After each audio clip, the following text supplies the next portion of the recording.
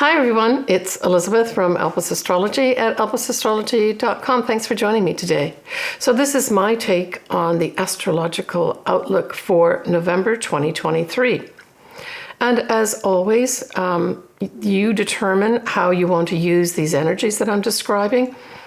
I do use the whole house system when I do these predictions, and I use the ascendant mainly, but you can look at your sun sign too, just to get some extra information as well. And it really is what resonates with you, right?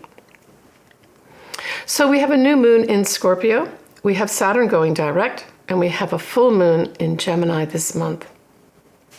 We start off with Saturn going direct, and it will be going direct on the 4th of November at 0 degrees of Pisces. And of course, 0 degrees of any sign is a critical degree, and it really represents sort of like a ushering in this new energy. And the new energy we're talking about, of course, is Pisces and Saturn in that energy, right? So it's starting Saturn on its official path forward in the sign of Pisces once again, although remember we did have it initiated in March of 2023. So this is positive, right? Saturn represents the rules. It represents things like it's about time. It represents karma. So ushering in this new energy at the beginning of the month can indicate those types of things, can also indicate new rules and regulations, generally speaking, right? On the 5th of November, interestingly, we have this third quarter moon, which is the moon really before it becomes the new moon, right? And it is at 12 degrees of Leo. And recall, in September, we had Venus going direct at what? 12 degrees of Leo. So for those folks that really made some strides forward with regards to, relationships, money, values, whether it was to end some way of doing these, either of these or any of these three things, or all of these three things. This is kind of a supportive energy that says, hold on here, hold on to me as we head towards that new moon and your official start again in whatever it is that you've wanted to make new, right? Now, in most cases, I'm thinking of those folks that either established a new relationship or a new way of doing a relationship in September. This gives you support for that. Now, it can bring it the support in like a one last test or an understanding inside yourself that, yeah, I made the right decision. That type of thing, that type of energy can come in prior to the new moon because it's at that point that Venus went direct early in September, right? So that's interesting that it actually falls on the same day as this quarter moon that we turn our clocks back. Now, the 9th of November, we have Mercury sextiling Pluto. Well, this brings in some opportunities, positive opportunities, to make some sort of discussions, powerful discussions with powerful people. On the 10th and the 11th of November, we have that Mercury, though, squaring Saturn. And so this is kind of the opposite of that. It's potentially, I'm thinking more on a collective or global level, ignoring the rules and regulations and just making a decision and announcing that you're going to do it your way. That's that whole Mercury square Saturn here, right? Kind of disobeying the parents, ignoring the rules and regulations. So that's the 10th and 11th of November. So this leads up and ushers into our first new moon in Scorpio. So Happy New Year to all my Scorpio folks, including my daughter Allison. Her birthday is very close to this, so she's got her newness for this new moon is going to last for the whole year for her. And so this new moon in Scorpio on the 13th of November is at 20 Scorpio, 43 minutes at 1:26 a.m. Pacific Standard Time. Now, the ruler of this moon, there are two of them.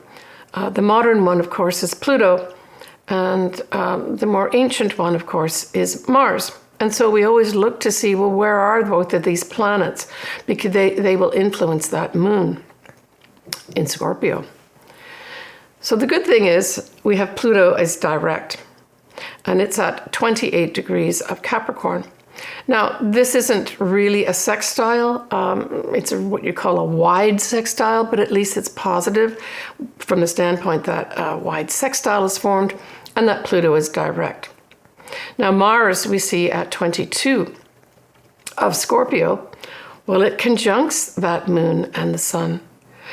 Now, what this can bring in, if you have this degree point aspected in your chart, the 22 degrees of Scorpio, 21, 22, 23, this is going to be opposite to the Taurus Uranus. And so at its best, this positive side of this energy can bring in almost like this breaking of chains. So it's like you've been maybe working hard to change something, to get somewhere, putting lots of effort in. And this new moon says, oh, I can feel myself breaking free of this and moving forward. So that's the best way that this energy can play out. The more negative side of this, of course, is if you look at just straight Mars, a fighter and feisty and aggressive, opposite unexpected explosions and energy, Uranus. In opposition, these two planets can literally create an explosion. And that could play out in something like earthquakes, for instance, or volcanoes, that type of thing. But it can also play out, again, I think collectively, in unexpected fighting, probably like military. The Mars does represent the military too, right? So there may be a lot of fighting that goes on. Scorpio is very much a secretive sign, and it's really aspected strongly here, not just by the moon and the sun, but also by the fact that Mars is also in Scorpio, opposing that Uranus. So there may be some unexpected things that pop up at this time that can also be psychological, because Scorpio also represents the psychological side of ourselves too. And Scorpio does represent money too, right? So there could be some unexpected new start. Maybe the Fed in the USA will announce that they're going to reduce the interest rates, and we can see mortgages coming more up to be taken by folks and getting homes. And that's all possible. But I see this more as more aggressive moves of some sort, more on a collective level. But remember, there's a positive side too. We have Venus that is in Libra will be sextiling Mercury. Now, Mercury is just, if you look at the chart that I'd put up, Mercury is just in around 4 degrees or so of Sagittarius. And I can tell you that that's a good thing. I know it's in its detriment and not necessarily positive when we look at it individually. But the fact that we have Mercury just outside the auspices of Mars, but in a different sign, in a very positive, forward thinking, future thinking, optimistic frame of mind, right? So if we take this whole Mercury side of it in Sagittarius, it's positive thinking.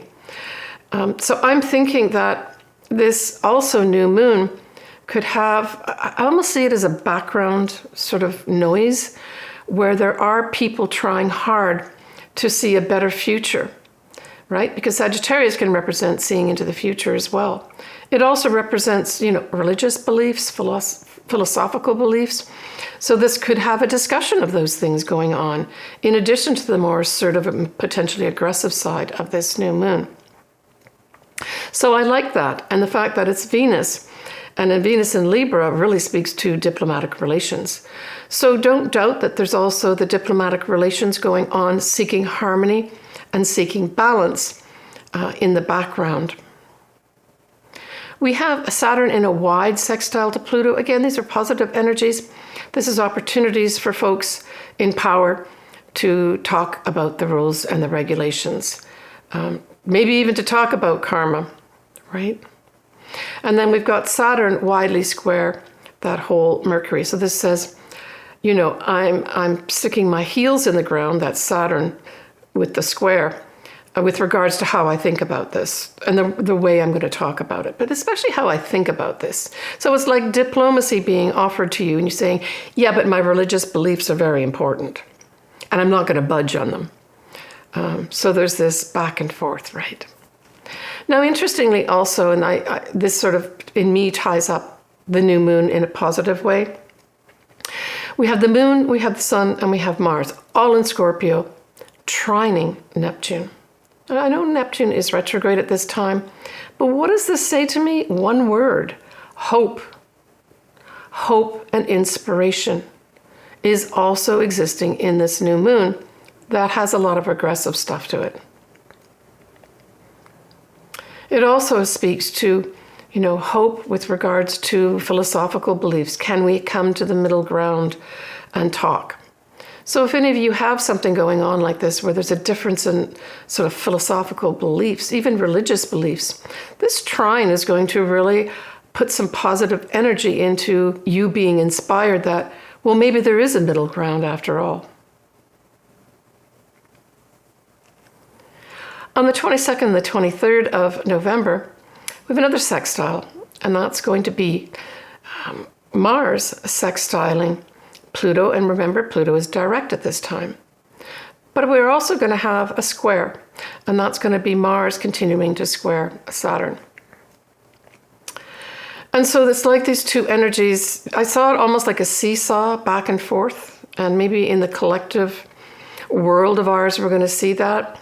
That energy is put into trying to change, say, positions, people in power, but at the same time, you've got energy being put into keeping things the same. But I'll tell you, if you use that Mars square Saturn in a positive way, it means working hard to put these rules and regulations in place. It means working hard to make this the time to make those changes. Right, next, we're going to have the full moon in Gemini. And this full moon is at 4 Gemini, 51 minutes, on the 27th of November at 1:17 a.m. Pacific Standard Time. So for Geminis, this is a wrap-up. This is an ending of some sort. This is a culmination where things that you started maybe 6 months ago, you can see wrapping up. And as I always say in my videos, just because it's a full moon doesn't mean something's going to be bad and it's going to end. It could be that you're wrapping up some big project and you can see the end of it. Maybe even some writing project. We see Gemini as writing, communications. It can also refer to diplomacy as well. So this could also see, a wrap up in that area too, not only in a collective global level, but for you individually. So the ruler of Gemini is Mercury, of course. And it is in opposition to Sagittarius. So we have it at 24 Sagittarius. And of course, this is squaring that Neptune at 24 of Pisces. So this says we've got to work hard here. Work hard, and I say this is probably an international component because Sagittarius also rules foreign things, foreign places. But it's also like our philosophies too. And then Neptune can also be more along perhaps like the spiritual religious side, but Sagittarius can be too. So I see there's going to be a clash here with regards to how I think, how I communicate about my philosophies and beliefs. And that's kind of a big sort of theme for this full moon in Gemini. We could even see collectively people standing up in a pulpit, espousing these and saying how important they are. Certainly it's important to communicate, but of course the next word to use is negotiate. And there's potential here, but there's a lot of, again, using that sort of sentence of digging our heels in, to try to see both sides, right? And that's the other thing about Gemini. It really is asking you to include other people and to see their point of view. And so this full moon is going to be focusing on a lot of that, working with others so that everyone can benefit here. Hearing, right? Both sides, and thinking through, Gemini, what you should say, where there's a coming together as opposed to a coming apart. When we look at Mercury, again, it's trining the north nodes in Aries. So this is very positive. It's let's talk about our future as a group, right? Let's talk about that. And let's put something new in place. That's Aries. Aries is saying, let's move forward with something new here. We can be individuals, but let's do it in a harmonious way. We have the sun is going to be conjuncting Mars. And of course then, because it's a full moon, both the sun and Mars will be opposite to the moon. And so this could bring in a little bit of assertive energy with regards to people speaking, maybe some people speaking out of turn. Remember that Gemini is an air sign, and so it's not like this fiery, a fire sign where I'm not going to give up what I think and what I want to say, even though this does emphasize that speaking out of turn in some respects. Gemini puts a lighter tone on the whole thing, right? And so this is, I believe, someone, stating what they think and putting it in words, maybe standing up, presenting, that type of thing. And in fact, that type of aspect could have some people individually, if this full moon at 4 or 5 degrees of Gemini affects you, you could make maybe some effective presentation at this time, or present your case at this time from documents that you've written, right? We have Venus conjuncting the South Node. So this is wonderful too. South Node types of things, we like to say letting go of them. And of course, it supports the fact that a full moon says endings and letting go. And so this says to me that there's a request here from the universe to ask you to let go of old ways of doing relationship, of perhaps your money, but it's also referring to our values. And I also see this as, women could be in the mix here. So I think that this is letting us all know that we can do things differently with regards to those areas. So that's love, relationships, money, and our values. And it really emphasizes, in my mind, as last month we had that whole yod, right, pointing at this South Node. This may be a wrap-up of some of us individually letting go of relationships, letting go of old ways of doing relationships and embracing new ones. But maybe also our money too. That let go of old ways of dealing with your money and put ones in place that give you better balance in your life. Because that South Node, of course, is in Libra, which is all about balance and harmony, right? So staying with Venus conjuncting that North Node, it goes right the way through the 30th of November 2023 as an exact. So it's an important thing that I've just spoken about. Well, good luck to everybody in November. When we look at December, yay, we have that Neptune going direct. But we do have a Mercury retrograde, and it's an interesting Mercury retrograde because it's going to start in very conservative Capricorn, but spend a lot of its time in future-oriented, optimistic, positive, risk-taking Sagittarius. And speaking of Sagittarius, you will have a new moon there, full moon in Cancer. And of course, that full moon in Cancer is the second full moon. That's unusual in a year. I'll talk about that next month. And then we have Jupiter going direct, literally the last day of December, the 31st of December, 2023.